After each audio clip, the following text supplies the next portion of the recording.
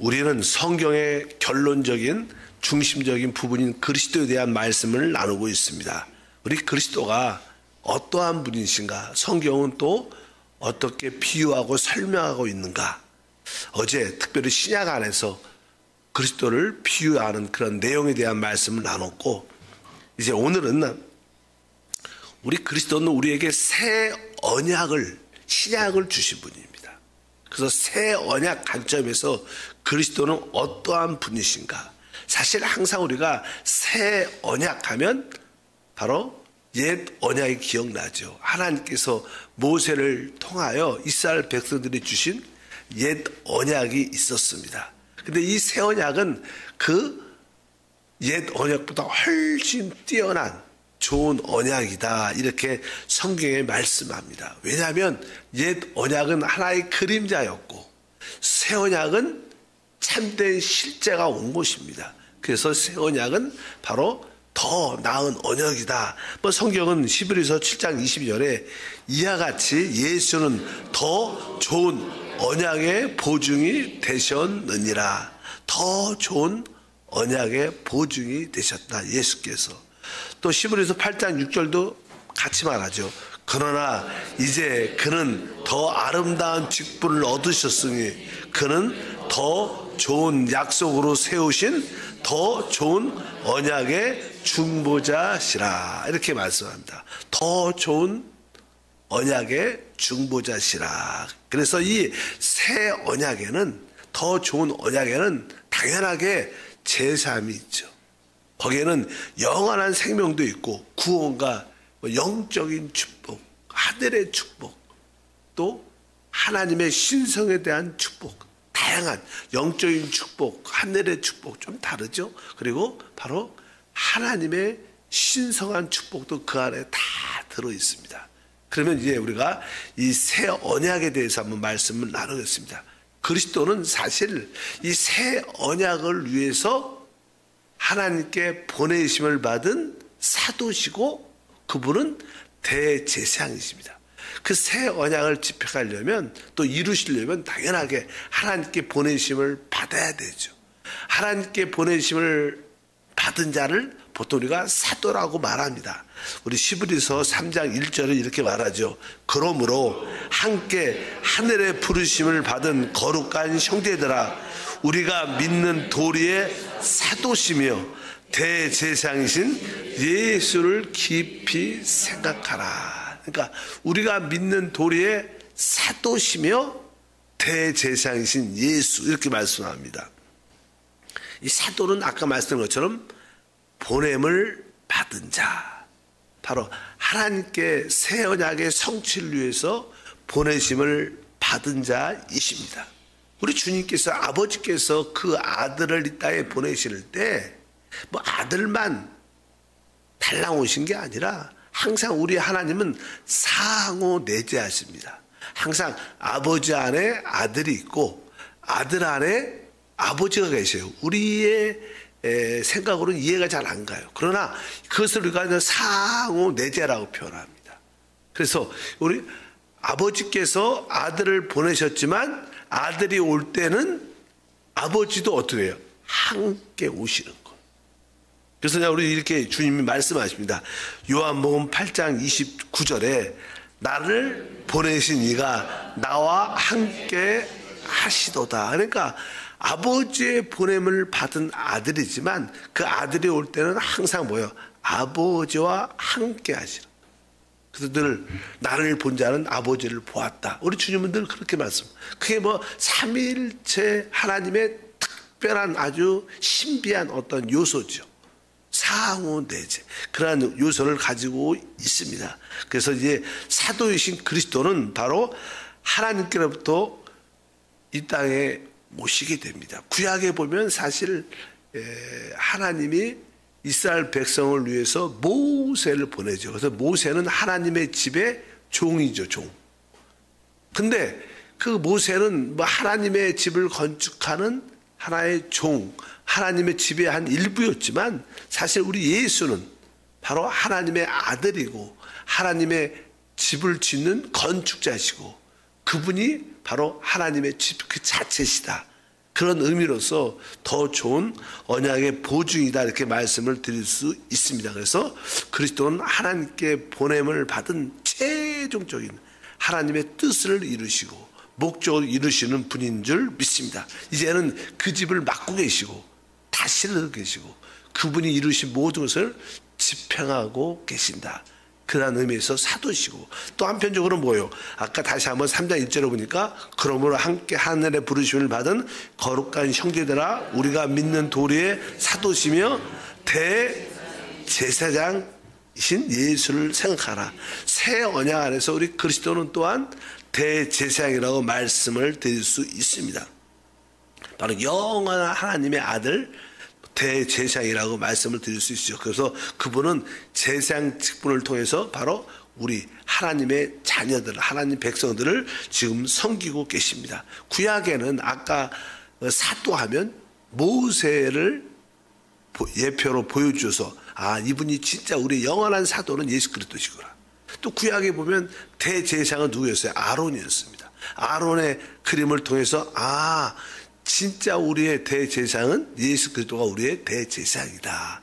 이렇게 말씀을 드릴 수 있습니다. 그래서 하나님은 바로 대제사장인 예수를 통해서 우리를 어떻게 돌보고 계시고 우리를 지키시고 우리를 축복하시는 줄 믿습니다. 또 그분은 특별히 아론과 다른 것은 그분의 모든 사역은 온전함이 있으신 거예요. 아론은 사람이었지만 부족함이 많았어요. 그러나 그분은 하나님의 아들로서 우리를 온전히 돌볼 수 있고 지킬 수 있으신 우리의 대제사장이다. 그래서 우리가 어려울 때마다 그분을 우리의 제사장으로 체험할 때마다 우리에게 은혜와 긍휼이 함께할 줄 믿습니다. 또 그분은 또 이 땅에 육신 사람으로 오셨기 때문에 우리처럼 인생을 사셨어요. 33년 반이라는 인생을 이 땅에 사셨기 때문에 우리 인간의 희노애락을 압니다. 우리의 아픔을 알아요. 우리의 뭘 알아요? 연약함을 알아요. 그래서 진짜 우리를 어떻게 긍휼히 여길 수 있고 우리를 품을 수 있는 그런 은혜의 대제사장이신 줄 믿습니다. 그런 의미로서 우리 새 언약 안에서 그리스도는 사도실 뿐만 아니라 우리의 대제사장이시구나. 그렇게 알 수 있고 이제 그분은 무엇을 이제 이 새 언약을 만드신 분입니다. 그분 스스로가 이 땅에 오셔서 그분의 흘리신 피를 통하여 새 언약을 만드시고 또 새 언약을 집행하시는 분인 줄 믿습니다. 사실 구약에 보면요, 이제 하나님께서 아브라함을 통하여 그 자손들에게 하나님이 축복을 약속을 합니다. 약속. 이제 우리도 종종 이 땅에서 이렇게 내가 너 그거 해줄게 약속하잖아요. 그리고 나서 또 이제 다시 한번 확인을 해줘요. 확인. 그럼 약속해. 이렇게 새끼손가락으로 걸어. 맹세하지, 맹세. 내가 꼭 해줄게. 우리도 종종 하잖아. 내가 정말 이 약속 안 지키면 내 서울 간다. 서울 가. 막 그런 얘기도 많이 하잖아. 약속을, 먼저 약속을 했다가 그 약속을 다시 한번 맹세하여, 맹세. 그리고 그것을 나는 이루게 되죠. 이루게 돼. 근데 그 약속이 어느 때 이루냐. 보통 우리가 이 땅에서도 이제 부모님들이 어떠한 재산이나 어떤 자녀들에게 어떠한 여러 가지 부탁할 거나 또 나눠줄 것들 이렇게 그냥 죽음을 앞두고 나서 그냥 시간이 있을 때 유언을 씁니다. 유언. 근데 유언을 쓰지만 그 유언은 그 부모가 살아있을 때는 효력이 없어요. 그 유언을 많이 썼다면 그분이 어떻게 죽을 때 그 유언이 효력을 발생하게 돼 있어요. 원래 그래요. 유언이라는 게 그런 거죠. 살아있을 때. 그래서 이제 우리 주님도 우리에게 약속을 하고 맹세를 한 말씀들이 있었는데 그분이 십자가에서 결국 뭐예요?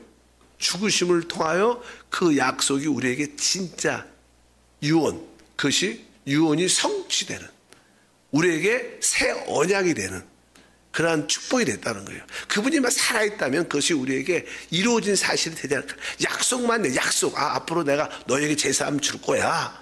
이렇게 약속만 됐지만 그러나 그분이 십자가에서 죽으시고 부활하시면 그것이 완전히 어떻게 성취된 거예요. 제사함은요, 내가 너에게 제사함을 주겠다가 약속이 아닙니다. 이미 그분이 죽으셨기 때문에 그 유언은 어떻게 우리에게 이루어진 거예요. 우리는 제사함을 이미 받은 거예요. 그런 뜻으로 우리가 하나님의 그 새 언약은 이미 이루어진 사실들. 이루어진 사실들. 그래서 그냥 그 설명을 쭉 합니다. 그 히브리서 9장 16절과 10절에 보니까 유언은 자가 죽어야 되나니 유언은 그 사람이 죽은 후에야 유효한즉 유언한 자가 살아있는 동안은 효력이 없는 거라. 그러니까 뭐 일반적으로 나는 우리가 새 언약을 이야기할 때 설명을 해주려고 사도 바울이 이렇게 말을 하는 거예요. 우리가 보통 이 땅에서도 유언에 대한 유언은 바로 그 유언한 자가 죽어야 효력이 발생한다는 거예요. 바로 우리 주님께서 우리에게 계속 하나님의 약속을 주셨어요. 하나님도 약속을 했죠. 우리한테 계속 아브라함이 약속했어. 약속을 했는데 그 약속을 맹세까지 하셨어요. 근데 그 맹세의 그걸 모든 것이 뭐예요? 그리스도가 이 땅에 오셔갖고 십자가의 죽음과 부활을 통하여 그분의 죽음을 통하여 그 약속이 우리에게 뭐가 됐어요? 언약이 된 거예요. 그것이 우리에게 이루어진 사실이 된 거예요. 그래서 신약의 모든 약속은 이미 그분의 죽음을 통하여 다 이루어진 축복들이에요. 그것이 뭐예요? 우리 믿음이죠, 믿음. 그래서 그냥 그 새 언약에 대한 말씀을 여기서 쭉 설명을 하고 있습니다. 그래서 다시는 이게 유언은 한번 이렇게 그분이 유언하신 분이 죽으면 못 바꿔요. 그렇잖아요. 뭐 어떤 분들은 뭐 재산 상속을 위해서 뭐 재산 유언을 받으려고 막 가짜를 만들고 그러는데 그 한번 딱 정해지면 바꿀 수가 없는 거예요. 그런 것처럼 우리 주님의 십자가의 죽음을 통하여 하나님의 모든 약속이 맹세를 통하여 확실하게 정해졌기 때문에 다시는 바꿀 수 없어요. 새 언약은 그래서 우리에게 놀라운 축복이 되는 줄 믿습니다. 그래서 그것을 우리가 보통 새 언약이라고 말씀한다. 그래서 이 새 언약은 무엇을 통해서? 예수님의 흘리신 피를 통해서 세운 거예요. 그분의 십자가의 죽음을 통하여 세운 겁니다. 그래서 이제 마태복음 26장 28절에 말하죠. 이것은 제3을 얻게 하려고 많은 사람을 위하여 흘리는 바 곧 피, 곧 언약의 피이다. 그러니까 언약의 피라 새 언약, 신약이라고 말합니다. 아까 이렇게 약속이라는 단어가 있고 그것이 맹세가 되고 그것이 언약이 되는데 그 언약이 주님의 죽으심을 통해서 그 흘리신 보배로운 피를 통해서 그 언약의 피를 통해서 새 언약의 완성, 성취됐다 이렇게 말씀을 합니다. 구약에는 이제 주님이 그리스도가 오시기 전까지는 뭐 송아지나 염소의 피로 일시적으로 죄를 덮었습니다.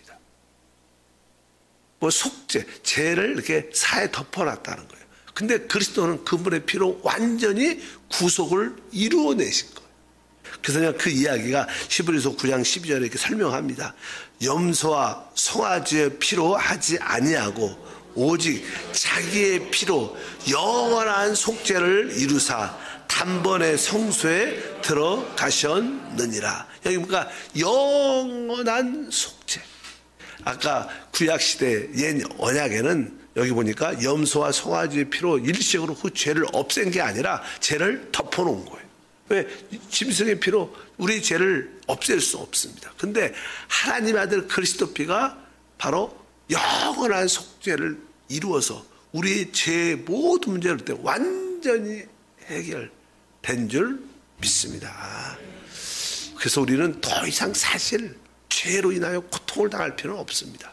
왜? 우리의 모든 과거, 현재, 미래의 모든 죄의 문제는 법적으로 해결된 겁니다. 다만 우리가 또 범죄하면 내 양심이 편하지 않으니까 하나님과의 꺼리낌이 있는 거지 우리가 다시는 뭐 이렇게 멸망으로 간다든가 이런 의미는 아니죠. 왜? 우리 죄의 모든 문제는 영원한 그리스도의 피로 속죄가 이루어졌어요. 그래서 과거, 현재, 미래의 모든 죄가 청산됐고 다만 우리가 죄를 지면 양심이 더럽혀지면 양심의 죄책감으로 인해서 하나님과의 관계가 불편한 거예요. 그래서 우리가 자백하고 우리의 영을 다시 활짝 열어드리면 또 하나님과의 자유로운 교통과 누림이 함께할 줄 믿습니다. 그래서 법적인 죄의 모든 문제는 영원한 그리스도의 피로 완전히 이루어졌다 이렇게 말씀합니다. 그래서 영원한 속죄, 아까 다시 한번 11절 9장 10에 자기의 피로 영원한 속죄를 이루사.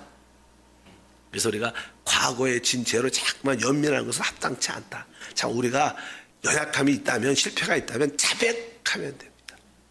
자백하면 이제 하나님께서 우리의 양심에, 우리의 영에 평강을 주시고 위로를 주시고 다시 한번 회복할 수 있는, 이길 수 있는 그런 은혜와 축복을 더하실 줄 믿습니다.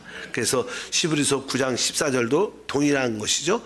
하물며 영원하신 성령으로 말미암아 흠없는 자기를 하나님께 드린 그리스도의 피가 어찌 너희 양심을 죽은 행실에서 깨끗하게 하고 살아계신 하나님을 섬기게 하지 못하겠느냐. 그러니까 그리스도의 피는 실제로 우리의 양심을 정결케 한다, 이렇게 말씀합니다. 우리가 하나님을 섬긴다는 것은요, 양심에 꺼리낌이 없는 겁니다. 그래서 우리가 마태복음에도 너희가 하나님께 제물을 드리다가, 예물을 드리다가 혹시 어떤 사람에게, 어떤 형제에게 잘못한 것이, 꺼리낀 일이 생각이 나면 스톱하고 그 문제를 먼저 해결하고 와서 다시 예물을 드려라. 그러니까 양심에 꺼리낌이 있을 때는 절대로 우리의 예배와 봉사가 하나님께 상달되지 않아요. 그래서 항상 우리에게 예수의 피가 왜 필요하냐? 그 피는 바로 우리 양심을 정결케 하게, 우리가 믿음으로 솔직하게 하나님께 우리의 허물을 자백하면 자동적으로 그분의 피가 우리의 양심을 깨끗게 해서 우리 그 영이신 하나님을, 우리 영 안에서 주님을 마음껏 섬기는 줄 믿습니다. 그래서 오늘 특별히 그리스도의 피가 어찌 너의 양심을 깨끗게 하신다는 그런 의미가 있습니다. 그래서 항상 이 양심은요, 영 안에 속해 있죠. 우리가 말하자면 이 영의 어떤 기능이 있죠. 영은 어떤 첫 번째 하나님과의 교통하는 기능이 있어요. 하나님과의 만남, 교통. 그 다음에 영은 아까 양심이란 기능도 있어요. 양심이란 기능.